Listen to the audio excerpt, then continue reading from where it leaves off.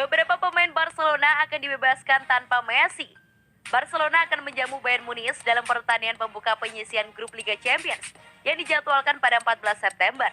Dan Julian Nagelsmann percaya bahwa Blaugrana akan menjadi tim yang berbeda tanpa Lionel Messi. Pelatih Bayern Munich telah menjelaskan bahwa pemain tertentu akan dibebaskan oleh kebebasan baru mereka untuk berkeliaran di area yang sebelumnya ditempati oleh penyerang Paris Saint-Germain. Seorang pemain hebat telah pergi. Seorang yang telah menorehkan jejaknya di klub selama bertahun-tahun, kata Nagelsmann. Messi memiliki banyak pengaruh di dalam dan di luar lapangan, juga di ruang ganti. Dia juga membuat keputusan organisasi dan membuat saya berpikir bahwa ada pemain yang sekarang akan sedikit lebih bebas mengisi posisi yang dia duduki. Dia adalah pemain kelas dunia yang tahu bagaimanapun memutuskan pertandingan sendiri. Tim manapun lebih baik dengan Messi daripada tanpa Messi.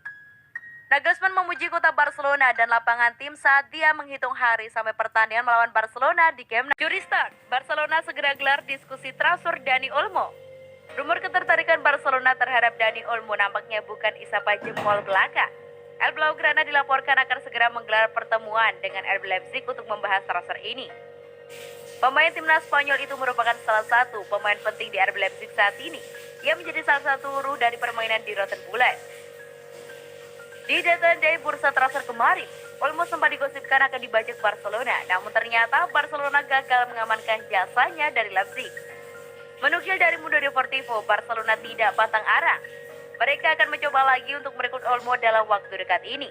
Barcelona berencana menemui manajemen Leipzig dalam waktu dekat ini untuk membahas transfer Olmo. Apa penyebab mengapa Barcelona ingin memulai lebih awal tentang negosiasi ini? Karena yang pertama, mereka takut Olmo jatuh ke pelukan klub lain. Yang kedua, dana Barcelona cukup terbatas, sehingga mereka perlu waktu untuk mencari kata sepakat dengan Leipzig terkait transfer Olmo. Laporan itu mengklaim bahwa Barcelona menargetkan Olmo bergabung dengan tim mereka di musim panas tahun 2022. Namun mereka ingin transfer ini sudah dikunci pada akhir tahun ini, sehingga mereka bisa mengamankan jasa sang pemain. Nantinya Olmo akan dipinjamkan selama setengah musim di Leipzig sebelum bergabung dengan Barcelona di musim panas tahun depan. Kontrak Olmo di Leipzig masih cukup panjang. Ia akan membela tim asal Jerman Timur itu hingga tahun 2024 mendatang. Barcelona, Pedri kembali berlatih di Barcelona pada hari Senin setelah diberi liburan 2 minggu setelah eksploitasinya untuk klub dan negara selama setahun terakhir. Pemain 18 tahun itu telah kembali ke tempat latihan untuk sesi akhir pada hari Senin dan menerima sambutan yang hangat dari pelatih Ronald Koeman. Dilaporkan bahwa Pedri sebenarnya telah diberi waktu libur hingga Rabu tetapi memilih untuk kembali pada hari Senin karena dia sepertinya tidak bisa terlalu lama meninggalkan Barcelona. Pemain baru Luuk de Jong juga berlatih dengan rekan satu tim barunya untuk pertama kalinya setelah lulus tes medis di klub. Diperkirakan striker Belanda itu akan diperkenalkan secara resmi pada hari Kamis. Pokok pembicaraan lain dari sesi Senin adalah kehadiran Gerard Pique. Baik itu absen karena masalah betis yang dideritanya saat melawan Atletik. Sepertinya dia bisa bermain untuk akhir pekan nanti. Tim sedang memulai persiapan untuk pertandingan Sabtu melawan Sevilla, meskipun masih belum sepenuhnya jelas apakah itu akan dilanjutkan. RFIF dilaporkan telah menolak permintaan La Liga untuk menunda pertandingan tetapi sebuah tantangan diharapkan. Termasuk skuad utama Barcelona. Keputusan Barcelona memasukkan nama Yusuf Demir ke daftar skuad utamanya mendapatkan sambutan positif dari pelatih timnas Austria, Franco Foda. Awalnya Foda mengira Demir akan membela tim cadangan Blaugrana. Demir didatangkan Blaugrana dari Rapid Wien dengan status pinjaman hingga akhir pada musim 2021-2022. Ia berhasil mencuri perhatian Ronald Koeman berkat performa gemilang selama masa pramusim dan berhak mendapatkan satu tempat di skuad senior Blaugrana. Demir berhasil menargetkan kami semua. Tak ada satupun orang di Austria yang mengira Demir bermain dengan skuad utama Barcelona sepanjang masa pramusim, ujar Franco Foda dilansir dari Diario Sport. Sejujurnya, kami semua mengira dia akan bermain untuk Barcelona B musim ini, sambung pelatih berumur 55 tahun itu. Lebih lanjut, Foda mengatakan bahwa saat ini Demir merupakan pemain terbaik timnas Austria. Ia pun yakin Demir akan bisa membayar kepercayaan Koeman dan menunjukkan performa gemilang bersama skuad senior Blaugrana. Sekarang, Demir merupakan salah satu pemain muda paling menjanjikan di Austria. Saya rasa tak ada satupun orang yang meragukan kemampuannya. Semenjak pertama kali bekerja dengannya, saya sudah tahu Demir memiliki kemampuan yang mumpuni untuk bersaing serta bersinar di tim utama Barcelona. Seluruh warga Austria sangat menantikan kiprahnya tuntas muda. Demir mencuri perhatian publik sepak bola Austria ketika dipromosikan ke tim utama Rapid Wien pada tahun 2019 lalu. Selama 2 tahun membela Panji Rapid Wien, pemain 18 tahun itu pun berhasil menyumbang 9 gol dan 4 assist dari 38 penampilan di semua kompetisi. Pedri kembali berlatih di Barcelona. Pedri kembali berlatih di Barcelona pada hari Senin setelah diberi liburan 2 minggu setelah eksploitasinya untuk klub dan negara selama setahun terakhir. Pemain 18 tahun itu telah kembali ke tempat latihan untuk sesi akhir pada hari Senin dan menerima sambutan yang hangat dari pelatih Ronald Koeman. Dilaporkan bahwa Pedri sebenarnya telah diberi waktu libur hingga Rabu tetapi memilih untuk kembali pada hari Senin karena dia sepertinya tidak bisa terlalu lama meninggalkan Barcelona. Pemain baru Luuk de Jong juga berlatih dengan rekan satu tim barunya untuk pertama kalinya setelah lulus tes medis di klub. Diperkirakan striker Belanda itu akan diperkenalkan secara resmi pada hari Kamis. Pokok pembicaraan lain dari sesi Senin adalah kehadiran Gerard Pique.